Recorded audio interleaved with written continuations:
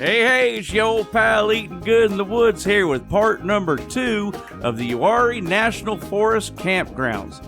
This one here is Badin Lake, and as always, don't forget, you might encounter one of my old pal Squatchies here. Be careful, follow me, I'll show you around.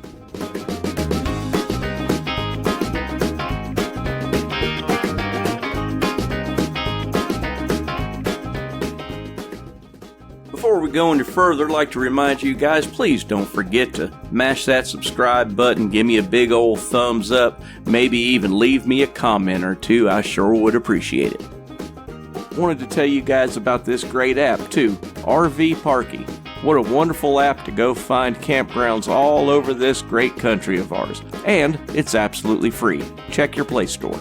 So in case you didn't watch part 1 of this, just want to give you a little history on this park and how it relates to Bigfoot. That's right, you heard me, Bigfoot. Since September of 1967, there has been over 20 sightings of Bigfoot in this park, as well as hair samples, blood samples, even some footprints. So I just want to add old Squatchy to the list of wildlife you may encounter here at Badin Lake Campground. You're likely to see anything from deer to bear, squirrels, you know, the usual. Just be careful. Don't ever approach wildlife. That's a good way to turn your vacation into a hospital stay.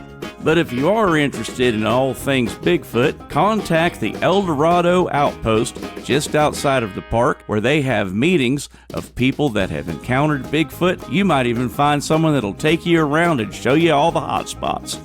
Say, that reminds me, if y'all are looking for a way to support this channel, keep this here trainer rolling full of farm fresh content twice a week, why don't you slide over to my Teespring shop, get yourself a coffee mug or maybe even a t-shirt. But if you don't want to do that, how about you go to buymeacoffee.com, and for the price of a cup of coffee, you help keep this train a-rolling. You can also visit boondockerswelcome.com. All of the links are in the description. Thanks a bunch. Ooh, I nearly forgot to remind you guys, pets are welcome in this park as long as you follow the simple rules of don't leave them sitting in your camper or tent, keep them on a leash no longer than 6 foot, and please clean up after your pet. Also, please don't bring firewood into the park. Always buy your firewood within a mile or 2 of the park or from the park itself. That helps reduce the risk of invasive species of beetles that'll destroy a forest.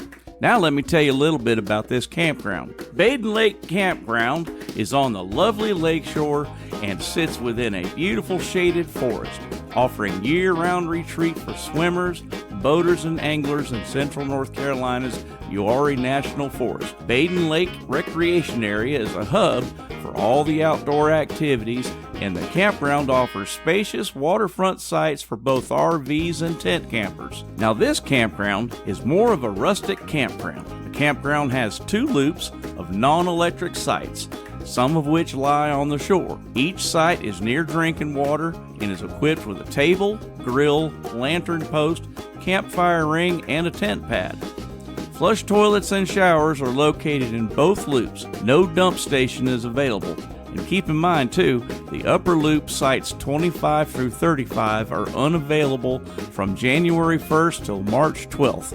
They kind of close that down for winter. The campground lies in a dense forest of pines and hardwoods near the shore of the 5,000-acre Lake Badin. Winter temperatures range from the low 30s to upper 50s, while in the summer, it brings temperatures in the upper 80s and 90s. The weather is pleasant in the spring and the fall as always, with high temperatures in the 60s and 70s. Badin Lake Recreation Area offers many ways for campers to enjoy the lake. Popular activities include picnicking on the shore or swimming, boating, or fishing for bass, brim, crappie, and catfish. Anglers and boaters have the convenience of a boat ramp 2 miles from the campground. About 40 miles of non-motorized trails are available for horseback riding, mountain biking, and hiking, as well as 17 miles of motorized trails for off-road vehicle riding. The surrounding land offers both big and small game hunting. And pay attention for next week's episode,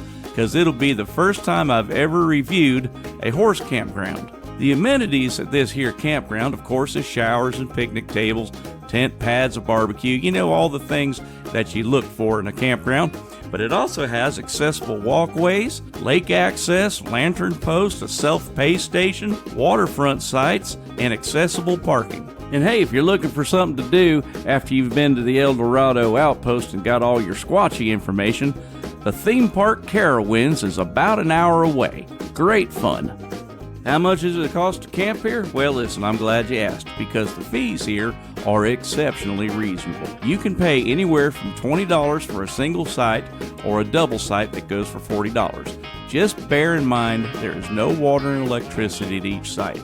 But still, what a bargain. And hey, if you happen to have one of those Golden Age passes or an access pass from the federal government, you can get those sites for half price. You heard that right.